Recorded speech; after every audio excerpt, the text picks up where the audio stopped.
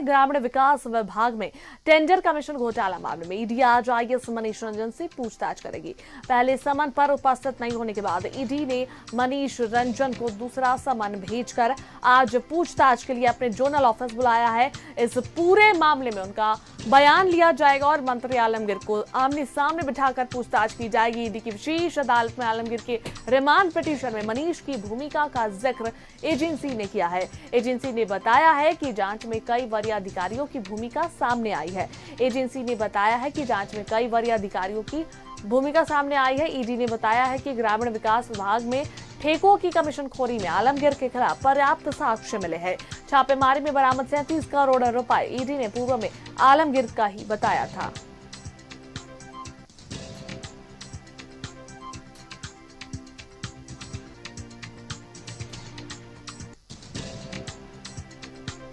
तो ग्रामीण विकास विभाग के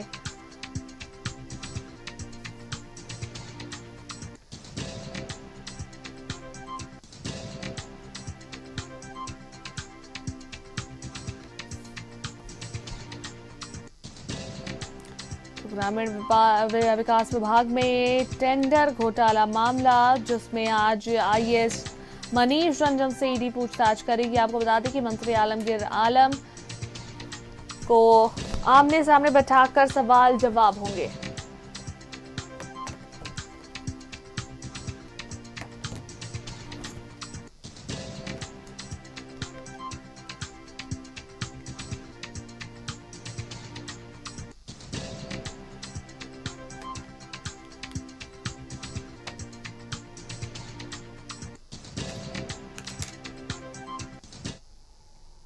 और इस पर अधिक बातचीत के लिए हमारे संवाददाता दीपक हमारे साथ जुड़ रहे हैं। सीधा उनका रुख करते हैं। दीपक, देखिए, ग्रामीण विकास विभाग में टेंडर घोटाला हुआ है, टेंडर कमीशन घोटाला मामला है, जिसमें ईडी आज आईएएस मनीष रंजन से पूछताछ करने वाली है। पहले समन पर उपस्थित नहीं होने के बाद ईडी ने मनीष रंजन को दूसरा समन भेजकर आज पूछताछ के लिए अपने जोनल ऑफिस बुलाया है। इस पूरे मामले में उनका बयान लिया जाएगा और मंत्री आलमगीर आलम को आमने सामने बैठाकर जो है पूछताछ होगी। तो कहीं ना कहीं बहुत सारी बातें निकलकर सामने आ सकती है और कई खुलासे भी हो सकते हैं। दीपक,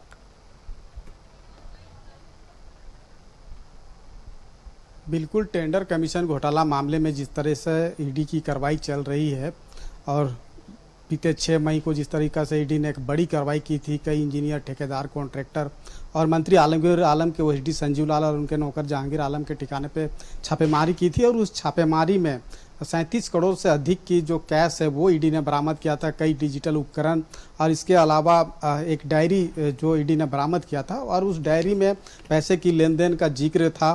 साथ ही साथ कुछ कोडिंग उसमें किया गया था, जो अक्षर में एक एम अक्षर भी था और उस एम अक्षर को पूरी तरह से सत्यापन करने के बाद, उसका जांच करने के बाद ये सामने निकल कर आया कि एम फॉर मनीष, चूंकि एम फॉर मिनिस्टर भी हो सकता था, लेकिन उसको पूरी सत्यापन करने के बाद एम फॉर मनीष जो है वो नाम सामने निकल कर आया था। लेकिन उस वक्त ये पता नहीं चला था कि एम फॉर मनीष कौन। लेकिन बाद में जब ईडी ने मनीष रंजन, जो कि तत्कालीन ग्रामीण विकास विभाग के सचिव है, उनको जब समन जारी किया गया, तब ये बातें सामने निकलकर पूरी तरह से ये आ गई कि एम फॉर मनीष यानी कि मनीष रंजन जो तत्कालीन ग्रामीण विकास विभाग के सचिव है, तो उन्हें पहली समन जो है वो किया गया था और 24 मई को ईडी दफ्तर बुलाया गया था पूछताछ के लिए। लेकिन समय का जो है हवाला देते हुए, उन्होंने व्यस्तता की हवाला देते हुए समय की मांग की और उसके बाद दोबारा ईडी ने समन जारी किया है और दोबारा जो समन जारी किया गया है उसके मुताबिक 28 मई यानी कि आज की तिथि जो है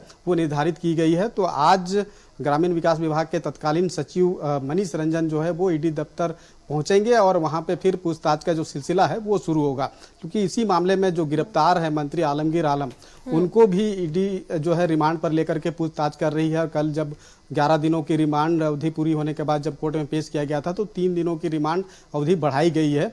तो 30 मई तक जो है मंत्री आलमगीर आलम ईडी के रिमांड पर रहेंगे।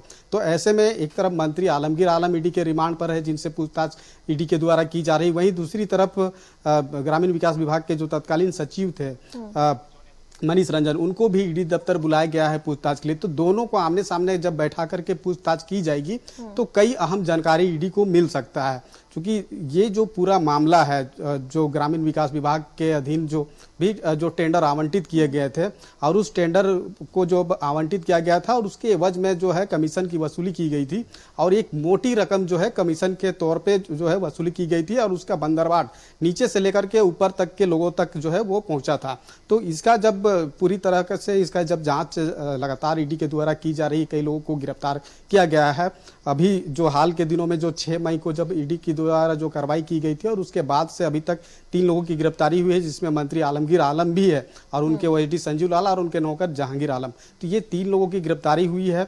अब जिस तरीके से ईडी लगातार इस मामले को जांच कर रही है, कई ऐसे लोग हैं जो अभी भी जो है इस मामले में अभी तक सामने नहीं आए हैं, तो आने वाले समय में वो सामने आ सकते हैं। क्योंकि टेंडर कमीशन घोटाला मामले को लेकर जो ईडी की सबसे पहली कार्रवाई और बड़ी कार्रवाई जो हुई थी वो 21 फरवरी 2023 को हुई थी।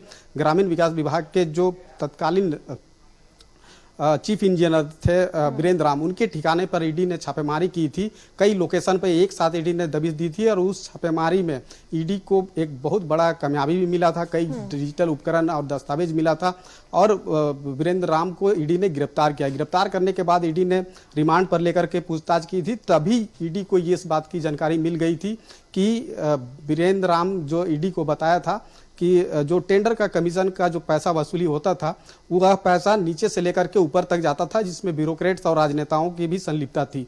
तब 1 साल तक होमवर्क करने के बाद ईडी ने अभी बीते हाल के दिनों में जो 6 मई को बड़ी कार्रवाई की है।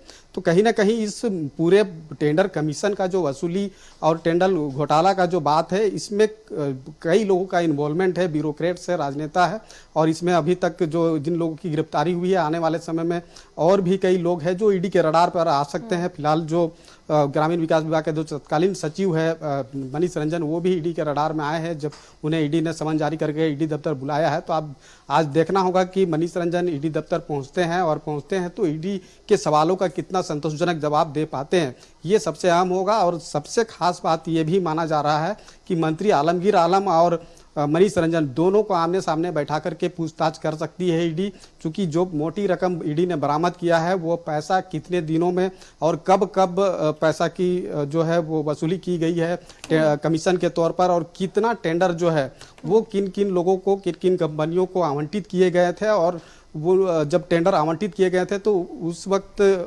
कितना का जो है वो टेंडर किया गया था। तो ये तमाम ब्यौरा जो है वो ईडी निकालना चाह रही है और इसी को लेकर के तत्कालीन सचिव को जो है ईडी ने समन जारी किया है। तो आज देखना होगा कि जब मनीष रंजन ईडी दफ्तर पहुंचते हैं तो ईडी के सवालों का कितना संतोषजनक जवाब दे पाते हैं। जी बिल्कुल दीपक, आज जब आमने सामने बैठाकर पूछताछ होगी तो कहीं ना कहीं बहुत सारी बातें निकल कर सामने आ सकती है। फिलहाल इंतजार करना होगा जब आईएएस मनीष रंजन पहुंचते हैं ईडी जोनल ऑफिस और उसके बाद जब उनसे पूछताछ होती है तो क्या कुछ बातें निकल कर सामने आती है।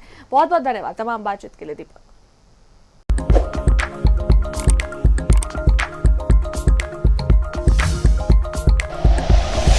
Like and share videos, subscribe करें हमारा चैनल और प्रेस करें बेल आइकॉन। न्यूज़ 11 भारत, सच है तो दिखेगा।